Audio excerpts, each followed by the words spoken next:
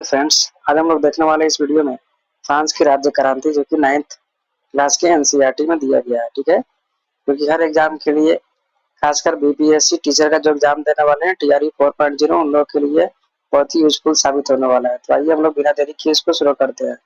आप किसी भी एग्जाम में बीपीएससी की तैयारी कर रहे हैं आप लोग, तो उसके लिए ये बहुत ही उपयोगी साबित होने वाला है। किसी भी एग्जाम की आप तैयारी कर रहे हो, किसी भी प्रतियोगी परीक्षा के लिए, तो आइए हम लोग इसको देखते हैं। अंत तक देखना है और वीडियो कैसा लगा कमेंट करके बताइएगा। तो ये देखते हैं फ्रांस की राज्य क्रांति 1789 में 16वां लुई 16वां। लुई किसको कहते हैं? लुई वहां के जो शासक होते हैं, राजा होते हैं, उनको लुई के नाम से हम लोग जानते हैं। लुई लुई के नाम से लुई 1, लुई 2, लुई 3, लुई 14 भी फेमस है। लुई 14 क्या कहता था? आई एम द स्टेट, मैं ही राजू कहता था। तो ये फ्रांस का जो अंतिम राजा हुआ वो लुई लुई 16 हुआ। ठीक है, तो इसको याद रखना है। तो देखते हैं फ्रांस की राज्य क्रांति 1789 में लुई 16 यानी लुई 16वां के शासन काल में हुआ था। इस समय फ्रांस में सामंती शासन व्यवस्था थी। 14 जुलाई 1789 क्रांतिकारी ने बास्तिल कारागिरी के फाटक को तोड़कर बंदियों को मुक्त कर दिया।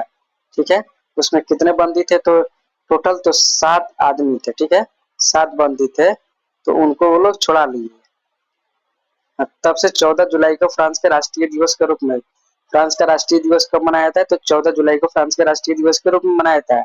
समानता, स्वतंत्रता और बंधुत्व का नारा ये फ्रांस की राज्य क्रांति के देन है। हम लोग या कोई भी कंट्री जो भी अडॉप्टेड की है, समानता, स्वतंत्रता और बंधुत्व का नारा जो दिया गया था वो फ्रांस की राज्य क्रांति के समय दिया गया था। ठीक है, तो इसको याद रखना है। मैं ही राज्य हूँ, बोले थे ना, मैं ही राज्य, आई एम द स्टेट, और मेरे शब्द ही कानून है।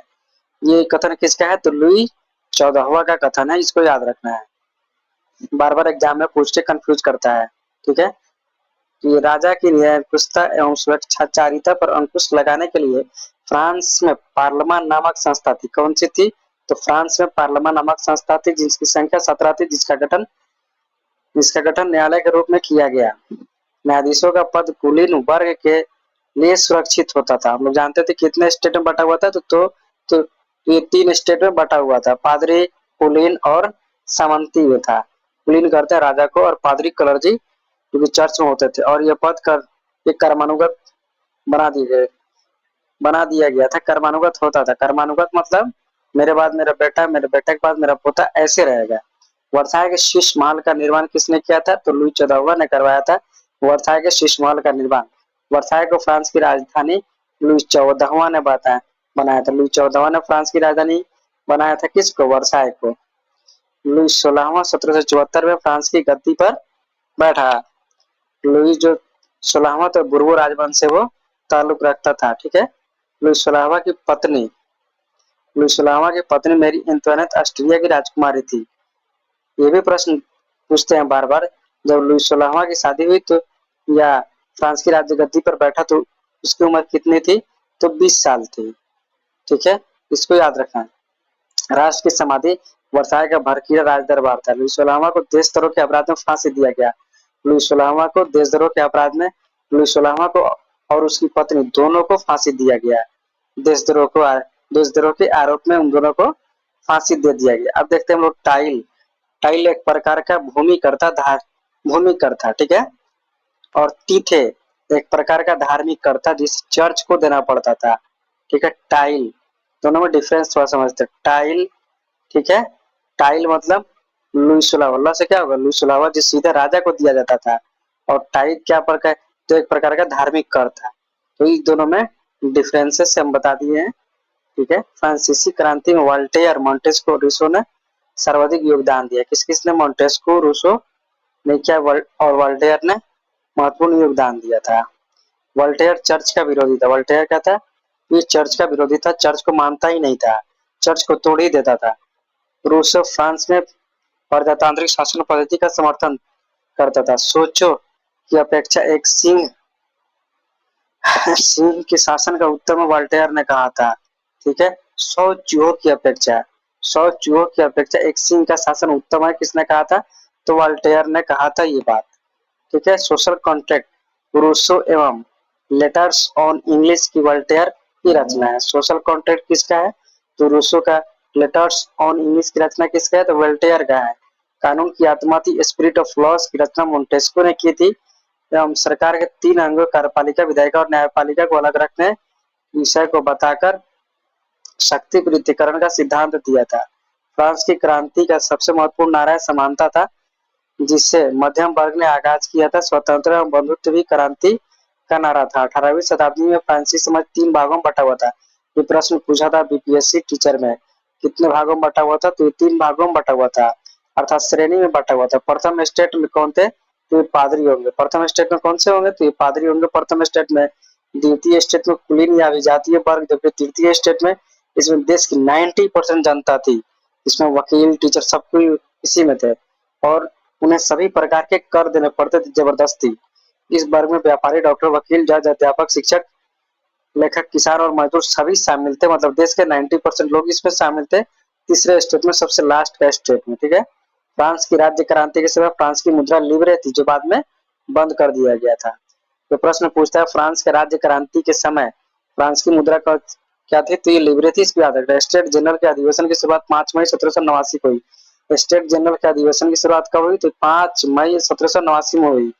नाप तोल दशमलव प्रणाली की किसका देन है? तो ये नाप तोल के दशमलव प्रणाली का देन किसका है? तो फ्रांस का देन है, नाप तोल और दशमलव प्रणाली का सिद्धांत। सांस्कृतिक राष्ट्रीयता का जनक हर्डर को माना जाता है। सांस्कृतिक राष्ट्रीयता के जनक किसको माना जाता है? तो हर्डर को माना जाता है, याद रखना है। नेक्स्ट देखते हैं हम लोग नेपोलियन का जन्म। नेपोलियन के बारे में थोड़ा देख लेते हैं।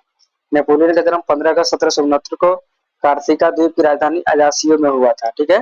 नेपोलियन के पिता का नाम कार्लो बोनापार्ट था। नेपोलियन पिता का नाम क्या था? तो कार्लो बोनापार्ट था।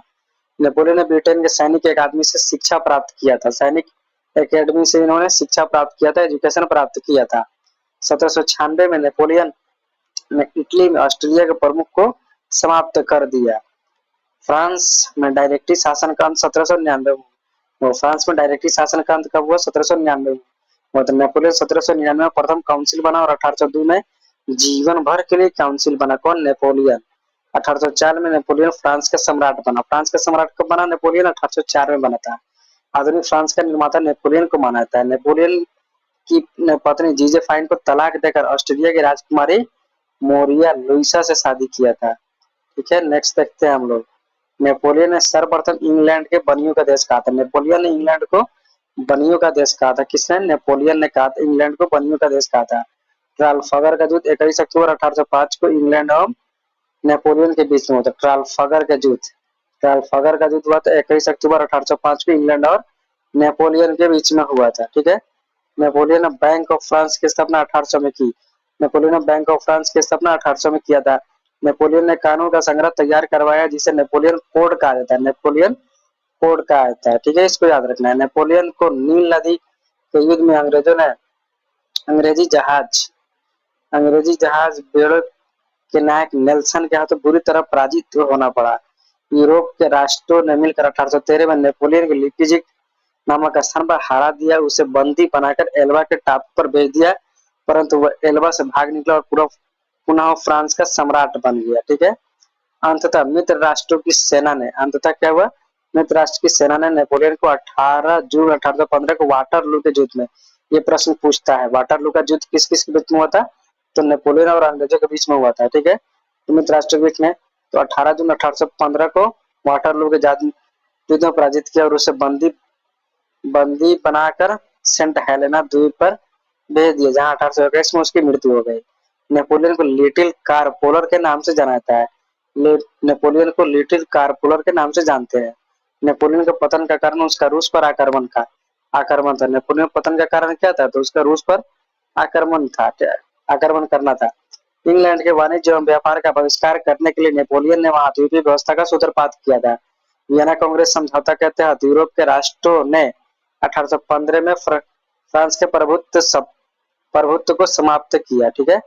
नेक्स्ट देखते हैं हम लोग। हाँ, तो ये वीडियो आप लोग कैसा लगा कमेंट करके बताइए, ठीक है। आप लोग कोई भी एग्जाम आने वाला हो, भविष्य की हम अच्छी कामना करते हैं कि आप अच्छी जगह पे पहुंचिए। Best of luck. वीडियो पसंद है लाइक कमेंट और शेयर कीजिए और सब्सक्राइब कीजिए, साथ ही बेल आइकन भी दबा दीजिएगा, ठीक है। फिर हम लोग मिलेंगे नेक्स्ट वीडियो में, तब तक के लिए इतना ही। जय हिंद।